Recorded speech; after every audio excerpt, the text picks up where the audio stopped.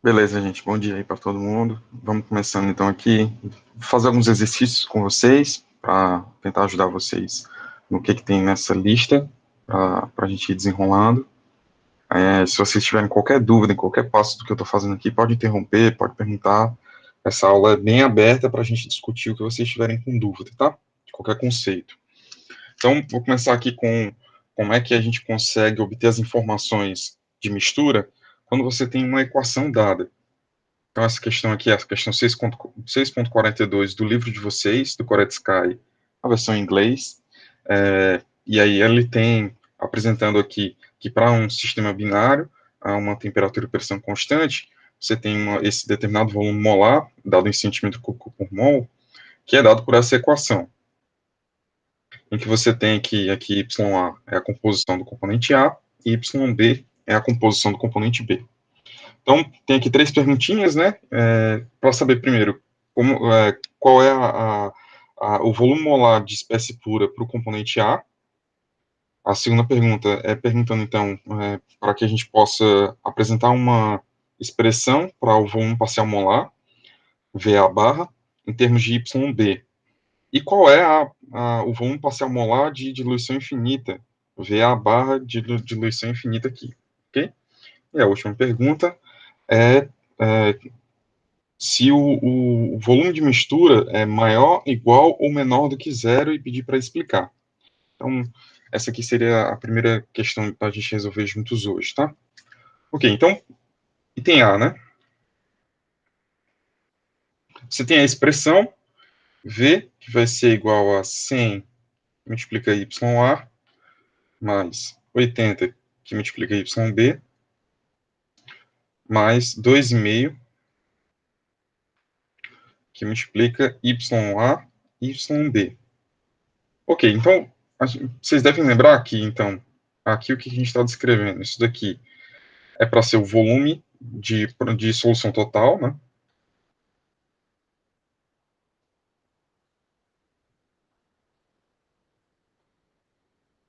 E aí, o que a gente tem de expressão que liga o volume de solução total com um dos componentes puros? É justamente aquele senso comum que, quando você avalia o limite da propriedade total de solução, de quando um dos componentes está se tornando puro, o que acontece com a propriedade total de solução se ele só tem um componente 1? Primeiro que ela deixa de ser uma solução, ela vai passar a ser o componente 1 puro. Mesma coisa quando você pensa no outro caso, o componente 2 ficando puro, ou seja, você não tem nada do componente 1. Isso aqui vai virar o volume do componente 2. Então, o que a gente precisa para poder obter o volume molar da espécie pura é avaliar esses limites aqui. Como ele está pedindo só para a espécie a gente pode utilizar só essa equação, obviamente, transformando isso daqui como sendo o limite de V, quando YA tende a 1, ou seja, eu estou avaliando qual é a propriedade total de solução quando o componente A fica puro. Isso daqui vai ser justamente o volume do componente A puro. Tudo bem? Então, avaliando nesse limite aqui, a gente vai aplicar o limite aqui dessa equação, limite de V, de quando YA tende a 1. Isso aqui vai ser igual ao limite de quando YA tende a 1, de 100 YA mais 80 YB mais 2,5 YA e YB. Ok, então, a primeira coisa que a gente pode afirmar aqui é que se YA tende a 1, a gente vai saber que o YB tende a 0. É uma mistura binária, então você sabe que YA mais YB é igual a 1. Se você tem aqui a avaliação de quando YA tende a 1, isso aqui vai te fornecer que o YB vai tender a 0. Ok? Então, desse ponto aqui, a gente sabe que esse YA aqui é para ser 1, YB é para ser 0, YB 0. Então, a gente vai ter aqui como resultado que VA é igual a 100 centímetros cúbicos por mol.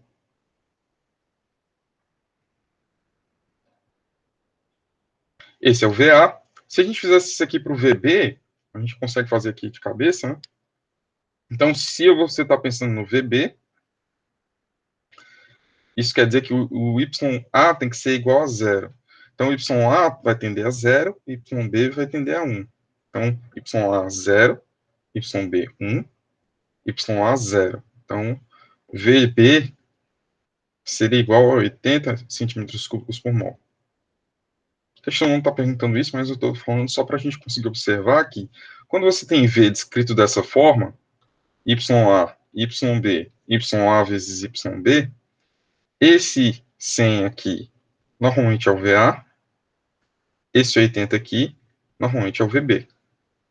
A gente já tinha discutido isso até na última aula, né? Só para a gente dar uma lembrança disso daí. Ok, então, item A foi. Item B, ele quer uma expressão para o volume parcial do componente A, em termos de YB. Qual é o volume parcial de diluição infinita? Então, ele está perguntando duas coisas, né? Então, ele está perguntando qual é a expressão de VB parcial, VA parcial, né? VA parcial.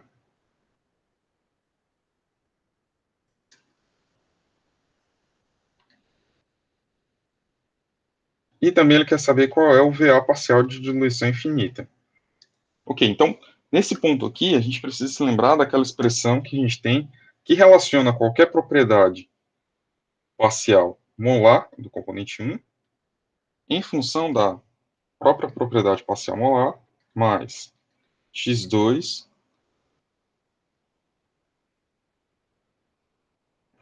dm dx2.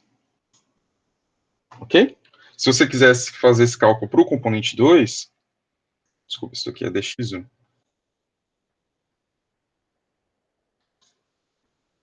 Se você quisesse isso fazer para o componente 2, a expressão que você utilizar seria essa daqui.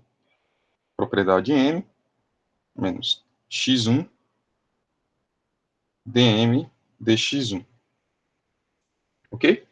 Se você trocar aqui esse dx1 por dx2, vai trocar esse sinalzinho aqui do lado de fora, mas continua sendo a mesma expressão válida ainda. Ok? Então, se a gente tem aqui o volume como sendo igual a 100 YA mais 80 YB mais 2,5 YA, YB, a gente vai adicionar nesse YA, nessas expressões que a gente está trabalhando aqui, a expressão que a gente tem interesse. Então, a gente vai ter aqui V1 parcial, que vai ser igual a V mais x2, que multiplica dV dx1. Essa aqui seria a nossa expressão de interesse, né? Só que, deixa eu colocar a nomenclatura aqui certinho. Isso aqui é VA, isso aqui é YA. VA vai ser igual a YA. Isso daqui é para ser YB. Tranquilo? Então, normalmente eu gosto de colocar tudo em só um Y, que é para a gente conseguir não errar na hora das derivadas. Então, esse V aqui seria igual a 100, que multiplica YA, que é a quem eu vou derivar, mais 80, menos 80, que multiplica YA. Eu já transformei esse YB como sendo 1 menos YA. Mais 2,5, que multiplica YA menos YA ao quadrado. Já transformei esse YB aqui para 1 menos YB.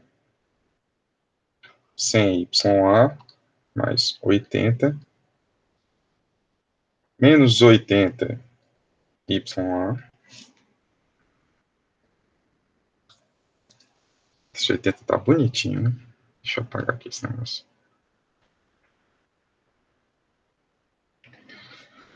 Mais 2,5 YA menos 2,5 YA ao quadrado. Ok? Então, a gente vai derivar isso daqui em relação ao YA. Aí fica tranquilo, né? Aqui vai ficar 100, 80 vai ser 0, esse daqui vai ser menos 80, aqui vai ser 2,5, e aqui vai ser menos 5 YA. Tudo bem? Então, aqui a gente vai ter 22,5 dV dy A vai ser igual a 22,5 menos 5YA. Tudo bem? Então, ok. Daqui eu posso, então, fazer essa substituição. Eu sei que isso daqui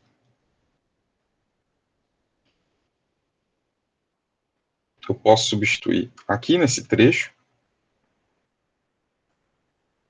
e sair com a expressão para VA parcial. 100YA mais 80YB mais 2,5YB mais 22,5YB menos 5YA, YB. Tudo bem? Então aqui é só a gente rearranjar aqui para todo mundo. Então vai ficar aqui VA parcial, que vai ser igual a 100YA mais 102,5YB menos 2,5 YA e YB. Tudo bem? Então, essa aqui será a nossa expressão. Em função de YB somente. Então, a gente pode colocar isso aqui como sendo VA parcial e substituir aqui esse YA por 1 menos YB. É só algebrismo. Aí a gente consegue chegar lá. Tudo bem?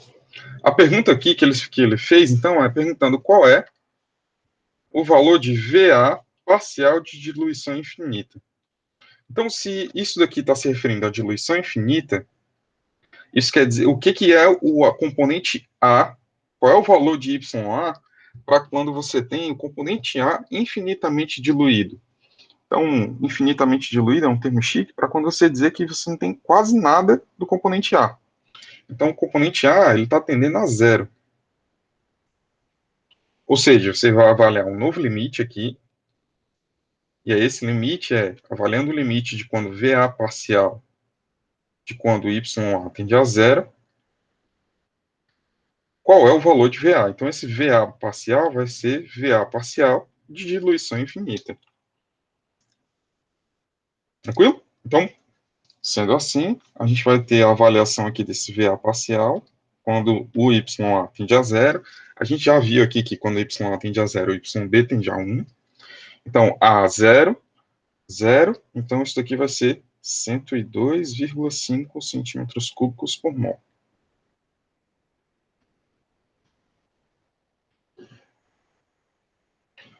Professor, e se eu quisesse o VB, era só fazer quando YA tende a 1? Não. Para poder você fazer o VB, você tinha que obter a expressão de VB parcial, e aí sim você ia utilizar o limite de quando o YB tende a zero na expressão do VB parcial. Aí você ia obter VB parcial de diluição infinita. Tudo bem? Então, até aqui alguma dúvida? Vamos fazer a terceira. Professor, essa questão em Diga lá. si, essas fórmulas usadas são só para soluções binárias, né, até agora? Isso. Aí, qualquer coisa, a gente consegue ver uma generalização para quando você tiver uma mistura ternária. Tranquilo? Só para saber, essas fórmulas, ela tem alguma diferença entre se for líquido, líquido, líquido, gás, gás, gás? Aqui a gente está partindo do pressuposto que você está com uma fase homogênea. Então, ela não vai ter diferença se você está na fase líquida ou até mesmo na fase sólida. A gente não faz essa presunção de qual é a fase que você está. Se você estiver na fase gás e a pressão for baixa, você vai ter as misturas como sendo as misturas de gases ideais, como a gente falou na última aula. Se você precisar fazer isso para uma mistura que não seja mistura binária, você vai voltar para poder você utilizar a definição de que VA parcial vai ser dV dNA, a pressão, a temperatura e as demais composições constantes. Você vai voltar para a definição, e aí você vai pegar a expressão de V como sendo uma expressão de V em função dos números de mols de cada um dos componentes. E aí você vai fazer essa derivada para você obter essa expressão do VA barra. Aqui é a forma genérica. Aqui a gente conseguiu chegar nessas expressões que são mais fáceis de trabalhar quando você está num sistema binário. Mas essa aqui serve para qualquer número de componentes que você tiver. Essa é a definição original. Ok? Ok, professor, entendi. Show. Professor, Então, diga lá, chefe. por que que os valores do VA e do VA barra infinito deram tão próximos?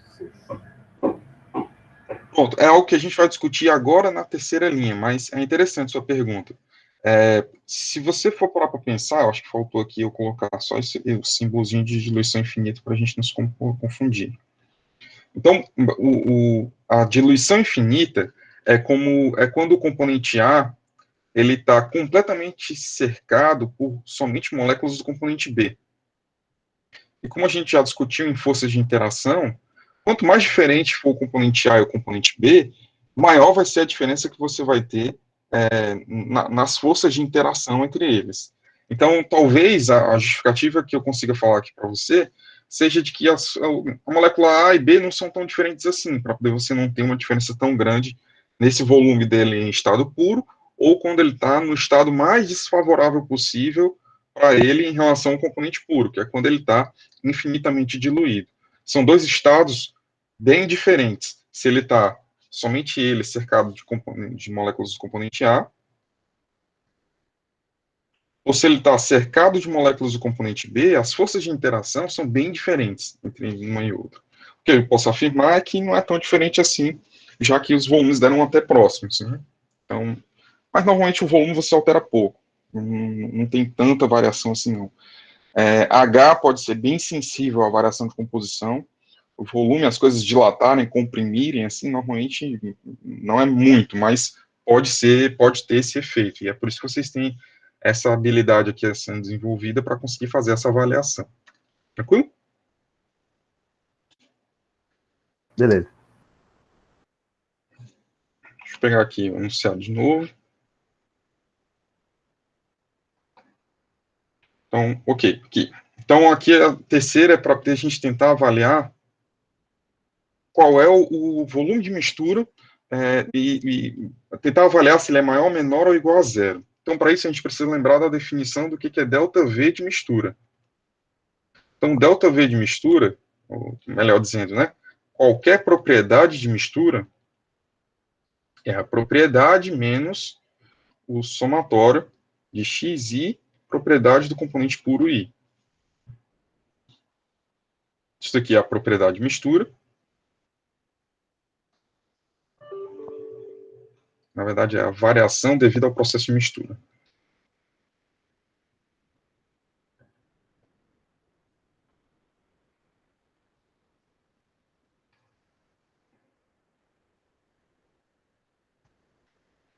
Essa daqui é a propriedade de solução.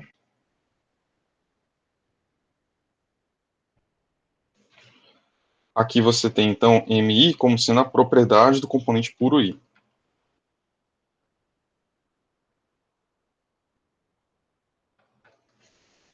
Então, quando a gente for escrever aqui o ΔV de mistura, ele vai ser V, propriedade de solução, e ele vai ser menos somatório de YI,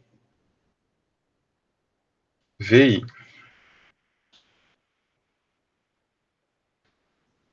Em que esses VIs aqui são os componentes puros. Então, o ΔV de mistura dele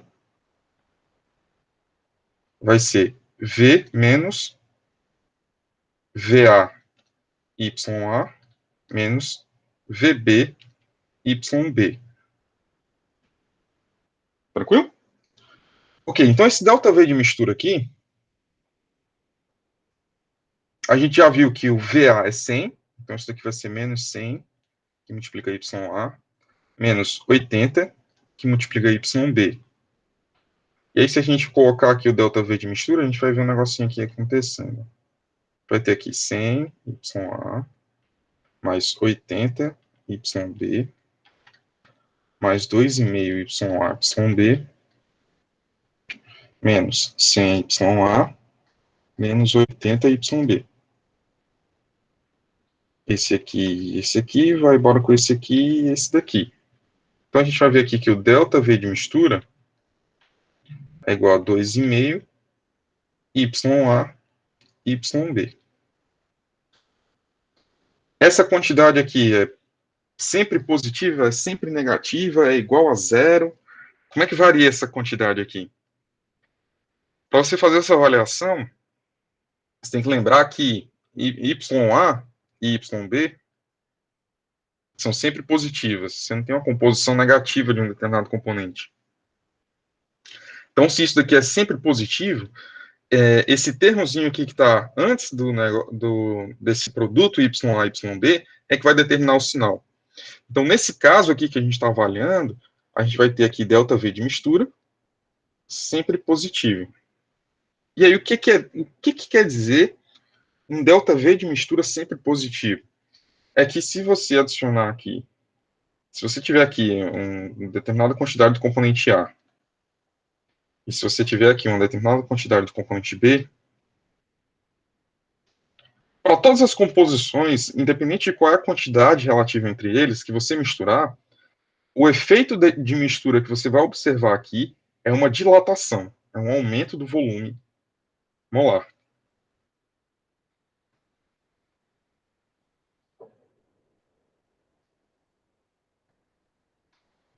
Esse aumento do volume molar, ele normalmente está ligado com dois fatores.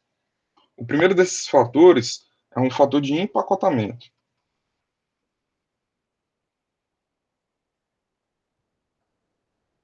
Diabo é isso. É isso mesmo. Imagina como se você estivesse encaixando várias caixinhas. Então, tem caixas, se todas as caixas forem iguais, elas vão se encaixar sem deixar nem um espaçozinho aberto.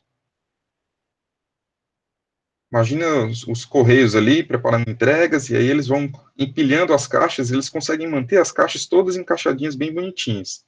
Isso é quando você está comparando os componentes A puro. Aí o componente B ele é bem diferente. Vamos dizer que você está empilhando caixas de entregas cúbicas, todas iguaizinhas no componente A, e vamos dizer que o componente B ele é prancha de surf. Só que como você está aqui empilhando todas as pranchazinhas de surf, elas vão ficar aqui todas bem próximas umas da outra, você consegue encaixar e deixar um negócio bem arrumadinho. O que vai melar o negócio? É quando você tenta misturar os dois dentro do caminhão da entrega. Que aí você vai ter caixa com a prancha de surf aqui no meio. E aí você vai ter uma outra caixa, aí você vai ter uma prancha de surf aqui deitada no chão, aí vai ter outra caixa aqui também. Você está observando que o volume que isso daqui está ocupando já está maior do que as pranchas de surf individuais ou do que as caixas individuais que eu tinha. Então, isso seria relativo ao fator de empacotamento. Como é que você consegue encaixar uma molécula na outra? Ok? Então, isso está bem relativo com impedimento estérico e essas coisas. Outro fator que está ligado a isso seria forças repulsivas, a presença de forças repulsivas nesse sistema.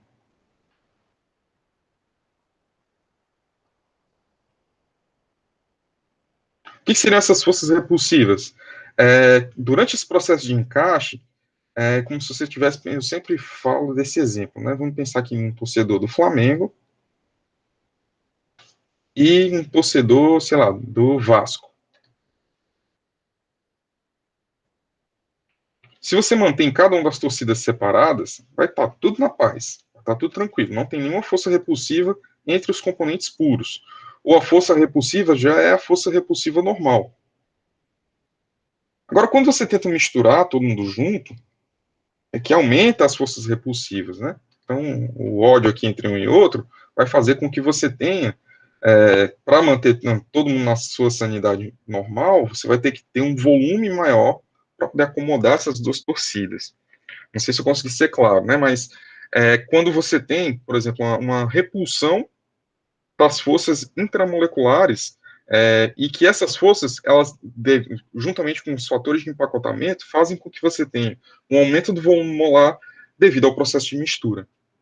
Então, isso daqui é basicamente o que a gente tem quando a gente observa ΔV de mistura maior do que zero. O contrário é o que a gente pensa quando a gente está avaliando um ΔV de mistura menor do que zero. Então, quando você está pensando aqui em um ΔV de mistura menor do que zero, você continua tendo esses dois fatores. Um fator de empacotamento e um de força. Só que as forças que você vai observar aqui são forças atrativas.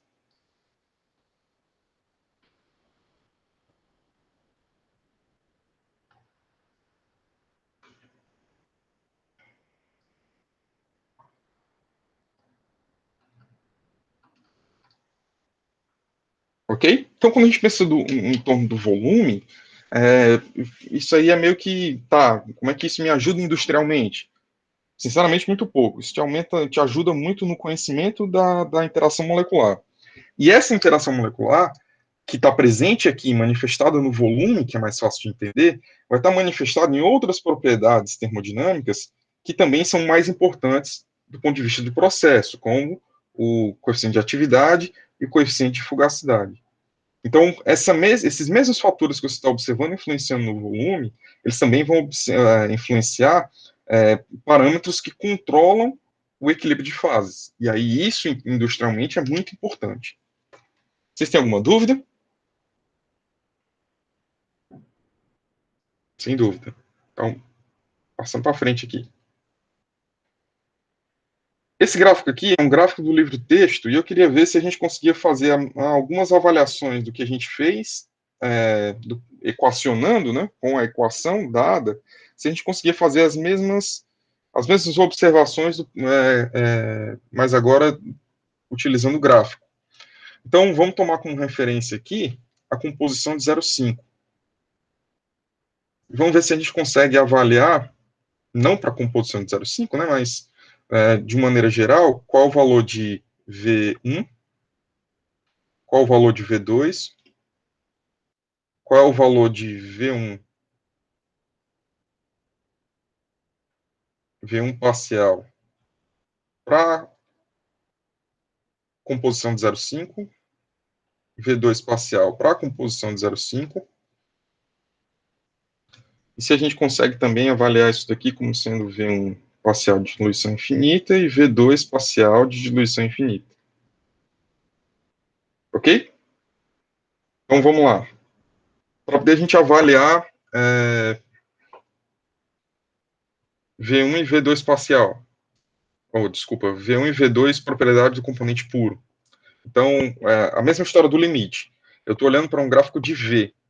Então, se eu estou olhando para o gráfico de V, eu estou olhando para essa curva preta aqui como sendo V, eu vou olhar aqui para a composição x2 e eu sei que o ponto V1 ele vai ser o ponto onde eu vou acompanhando o limite de x1 tendendo a 1 do gráfico V. O que graficamente quer dizer esse limite?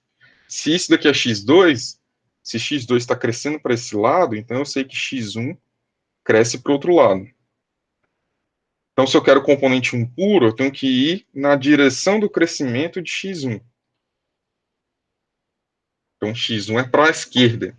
Então, eu vou olhar o valor do V até o limite em que ele chega em zero. Então, esse valor aqui roxinho é para ser o valor de V1, componente puro 1. Que não sei, é entre 1.750 e 2.000, é um valor aí, 3.750, 1.875, né, eu acho.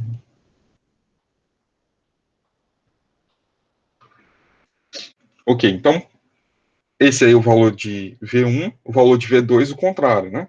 Então, V2 eu vou observar quando x2 tende a 1. Vai ser esse valor aqui. x2 está tendendo a 1. Quando chega no 1, esse aqui é o valor de V2. Aí o valor de V2 aqui vai ser um pouquinho mais para cima, 1.400. Tudo bem?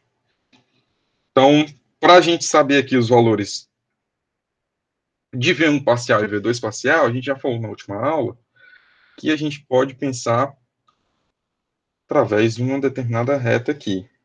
Vamos pegar essa reta. Aí o que é importante é que essa reta seja uma reta tangente no ponto que a gente tem interesse. Tentando desenhar a melhor tangente aqui possível, tá? Tá, considerar que isso aqui é uma boa tangente. Ela está aqui tocando somente em um ponto da curva, e é no ponto em que x2 é igual a 0,5. Então, a gente consegue entender aqui que desse lado esquerdo, a gente está falando do componente 1. Então, isso daqui é para ser V1 barra, e isso daqui é para ser V2 barra. Então, V1 barra 1.400.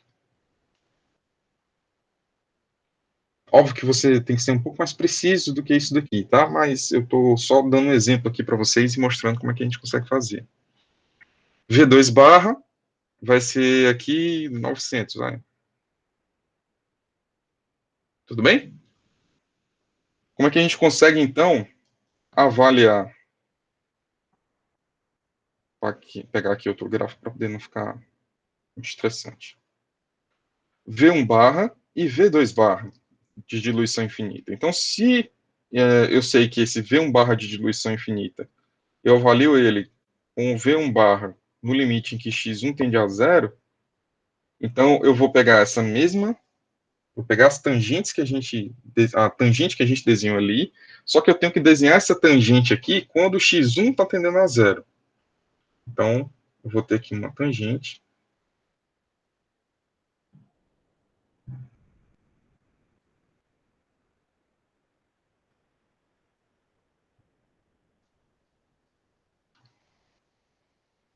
De quando x1 tende a zero.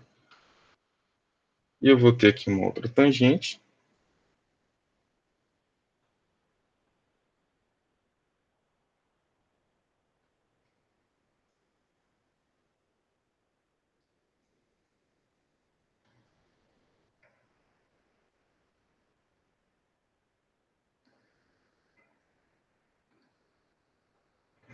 Vamos dizer que isso aqui seja uma boa tangente, tá? Então, nessa tangente em que x2 é igual a 1, é a mesma coisa que eu estava avaliando a tangente quando x1 é igual a zero. Então, quando x1 é igual a zero, eu tenho, para o componente 2, eu tenho o valor de V2 puro. E para o componente 1, esse valor aqui em que ele cruza, esse valorzinho aqui, é para ser o valor de V1 parcial de diluição infinita. Óbvio que o gráfico aqui não está... A escala do gráfico não está cooperando, né? Mas aqui a gente consegue fazer, sei lá, uma comparação do comprimento desse arco daqui com o de baixo. E aí você vai ver mais ou menos aqui qual é o valor de V1 parcial. Da mesma forma, você pode fazer para o outro lado, né? Você tem aqui V1 componente puro, quando você está avaliando essa tangente, no ponto em que x1, x2 é igual a zero. E aí, do outro lado, você vai fazer a leitura que cruza aqui esse eixo. Você vai ter aqui V2 parcial de diluição infinita. Tudo bem? Então, nesse caso aqui, você está percebendo que você tem uma alta sensibilidade aqui para os volumes parciais de diluição infinita. Eles são bem diferentes dos componentes puros, ok? A última informação de hoje que a gente precisa ver seria como é que você consegue graficamente determinar o valor de ΔV de mistura. Então, graficamente, o valor do ΔV de mistura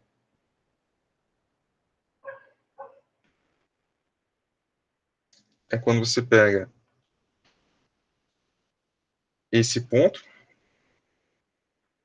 e liga com esse daqui. Então, a diferença da reta azul para a curva normal, a curva de V, essa diferença aqui, é o valor do ΔV de mistura. A gente explicou isso na aula passada, porque a equação dessa reta, a equação que determina essa reta aqui é justamente x1, V1, mais x2, V2. Então, se você está calculando a diferença entre um e outra, você está calculando a diferença entre V menos V1x1 mais V2x2. E aí, isso daqui é justamente ΔV de mistura, como a gente já discutiu no item anterior. Tudo bem? Vocês têm alguma dúvida? Sem dúvidas? Então, vou dar o gás aqui para poder mandar as aulas para vocês. E aí, qualquer dúvida que vocês tiverem aí, podem botar lá no grupo sobre a lista que a gente passou. Vocês já têm as ferramentas para poder conseguir fazer essa lista, principalmente com a aula de hoje. E aí, qualquer coisa, vocês vão me avisando, tá bom? Professor, Diga lá, Lucas. eu testei fazer a primeira questão da lista, mas parece que ela não dá o X1. É X1, né? Não sei. O X1 e o X2 parece que eles não dão o valor entre 0 e 1. Sério? Eu não sei se eu fiz certo, mas pelo que eu fiz, não deu certo. Não, tá. Vou tentar dar uma olhada e qualquer coisa eu aviso para vocês no grupo ali se tiver alguma informação errada, tá? Ah, tá bom. Tranquilo então, gente? Então, valeu aí. Bom final de semana para vocês, viu? Até mais.